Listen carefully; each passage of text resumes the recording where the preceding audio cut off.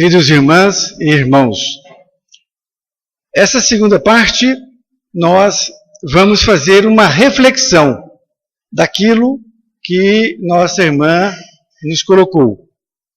O objetivo é para que nós possamos refletir e sedimentar este conhecimento. Este livro escrito é uma autobiografia de Akio Morita. Ele chama-se Made in Japan. Akio Morita, ele foi o criador da Sony e hoje ele já se encontra desencarnado. E ele conta nesse livro que na época da Segunda Guerra Mundial, que foi em 1945, ele era tenente do exército japonês.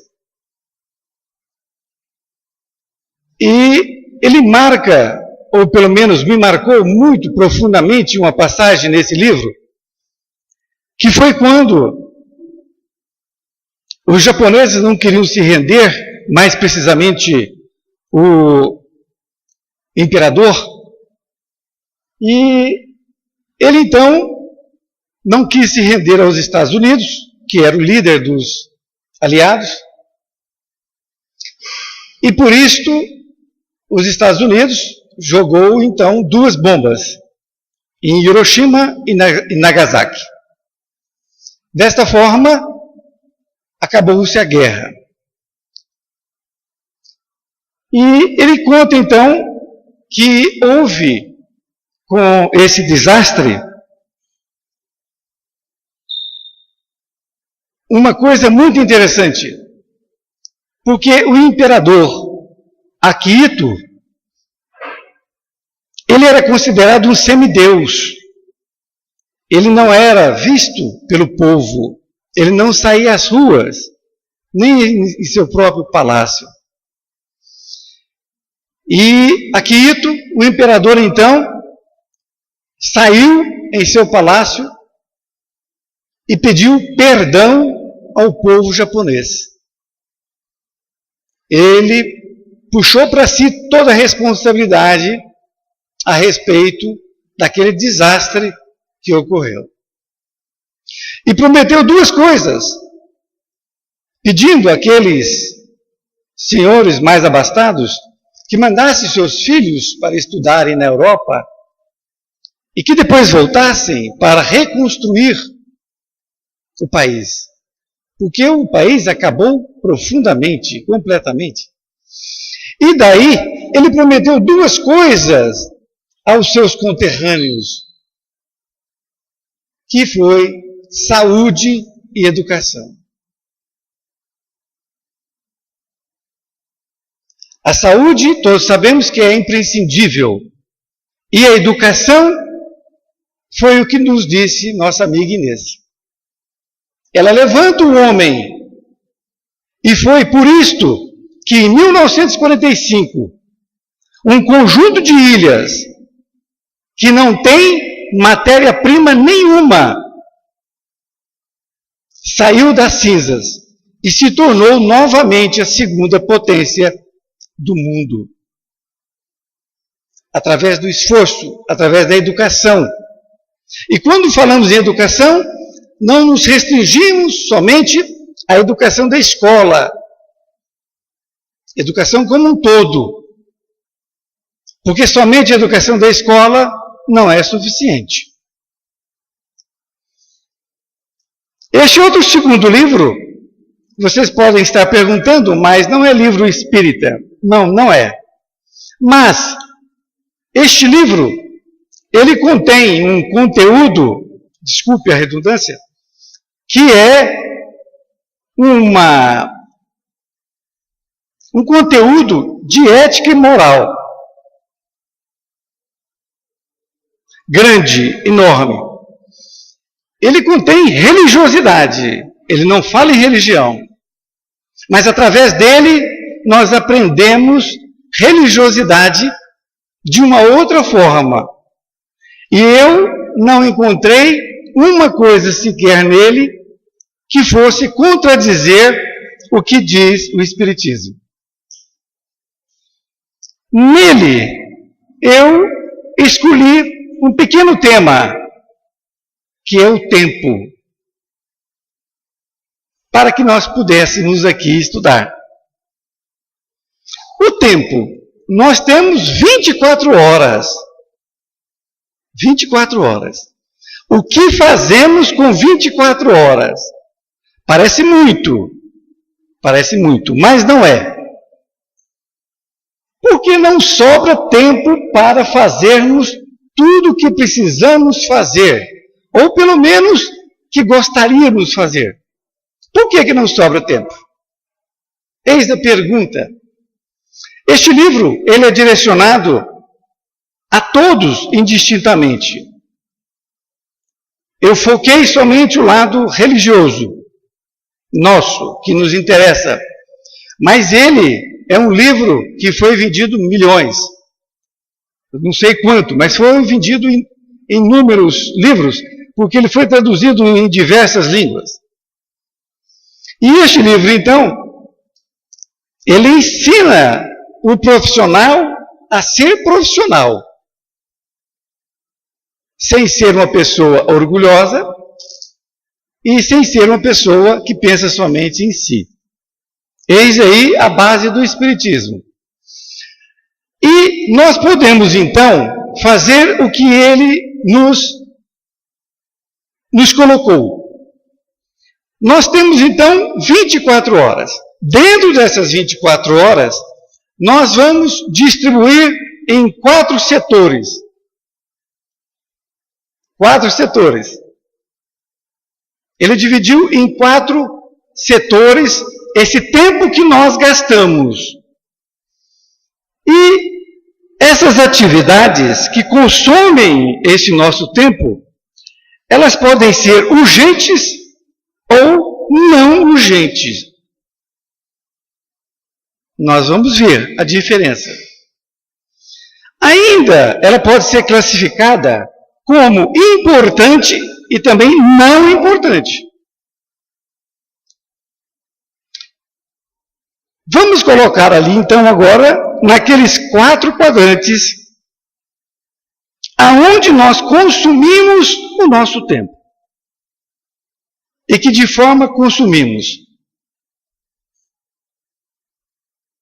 Naquela seta que chama-se importante, nós consumimos no primeiro quadrante um tempo, no segundo quadrante também consumimos um determinado tempo, que naturalmente vai variar de pessoa para pessoa.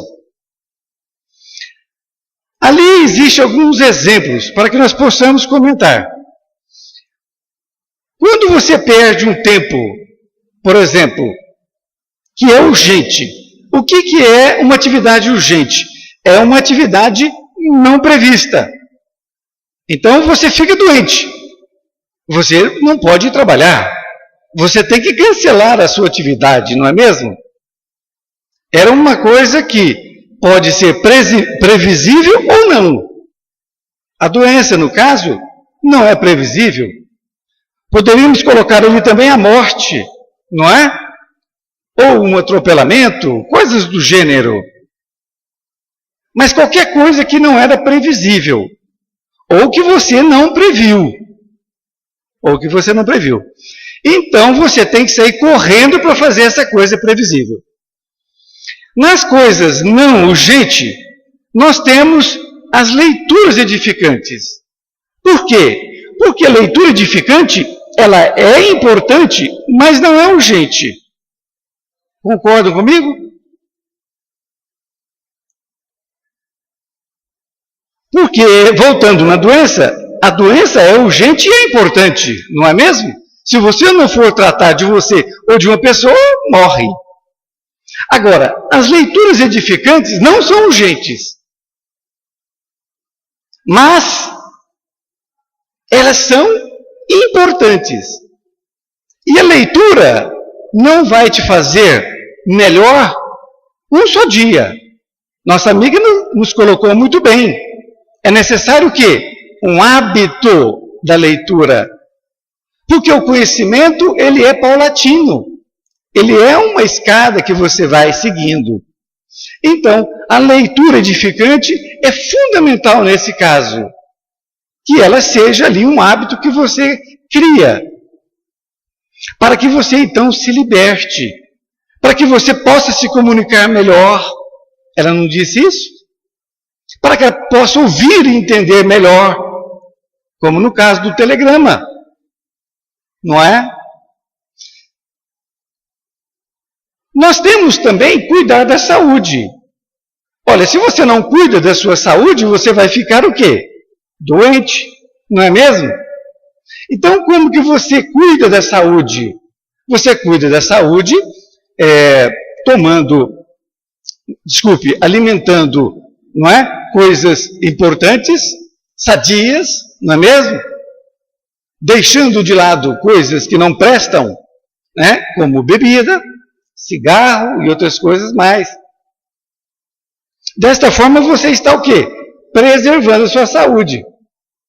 Porque se você não preservar a sua saúde, você vai para o primeiro quadrante das coisas urgentes. Você também faz cursos? Não faz? Porque se você faz cursos, você vai o quê? Melhorando também. Uma viagem, você pode programar uma viagem. E está no quê? Não urgente, você programa. Mas se você não programar uma viagem, por exemplo, o que vai acontecer? Na última hora você esquece a mala, a passagem. Não esquece? Por quê? Porque você não organizou a sua viagem. Vamos agora ver as outras duas. Coisas não importantes. Que é urgente. O telefonema indesejado. Então você está, por exemplo, almoçando e alguém liga para você. Você pensa que é alguma coisa importante? Não é.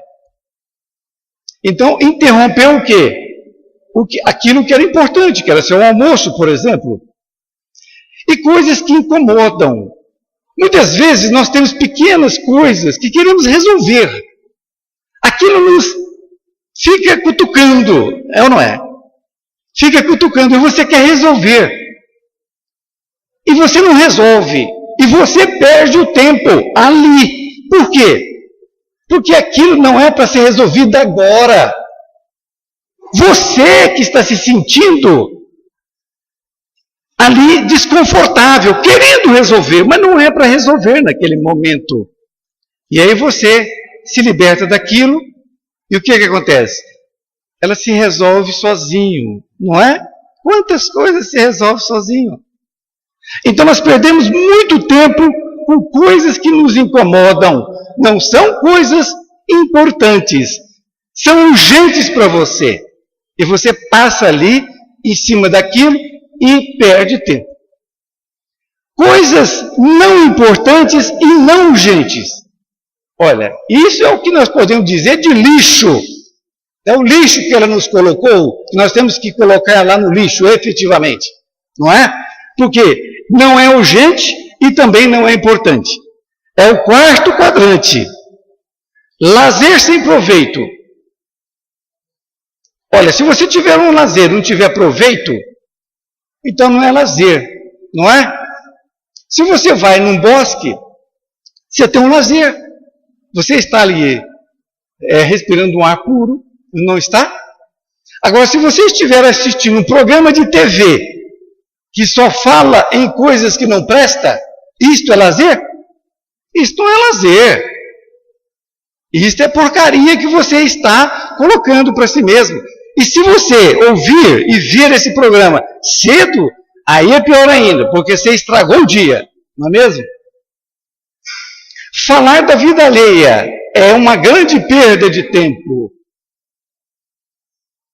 Grande perda de tempo. E muitas pessoas ainda insistem em falar da vida alheia, e talvez porque, em falando da vida alheia, ela possa se mostrar uma pessoa melhor. Defeitos do outro não vai fazer melhor. De forma nenhuma. É uma grande perda de tempo. Outra perda de tempo é se comparar com o outro. Comparando com o outro, que o outro tem, que o outro fez, é outra perda de tempo. Muitas pessoas ficam fazendo isso em todos os sentidos. É no Facebook, né, como você bem colocou, em todos os lugares. É vendo o que a outra falou, a artista falou. Isso é importante? Tem uma frase que encerra muito bem. O que isto vai mudar em sua vida? Faça essa pergunta para você. Vai mudar da sua vida alguma coisa? Nada, absolutamente nada. Você perdeu tempo e deixou de ser uma pessoa melhor. Nós perdemos muito tempo no terceiro quadrante e no quarto quadrante. Então, desta forma, nós temos que incentivar o segundo quadrante, onde nós temos leituras edificantes, onde nós temos que cuidar da saúde, onde nós temos que fazer cursos para nos aprimorarmos cada vez mais. Esse é o sentido da vida. É nós podermos cada vez mais poder interpretar as coisas, saber ouvir, saber falar indistintamente, em qualquer situação. Este é o caminho que nós temos que seguir, fazendo com que aquele quadrante segundo seja tão grande e os outros 3 tão pequenos. Ou talvez que não existam. Muito obrigado por vocês terem me ouvido. Obrigado.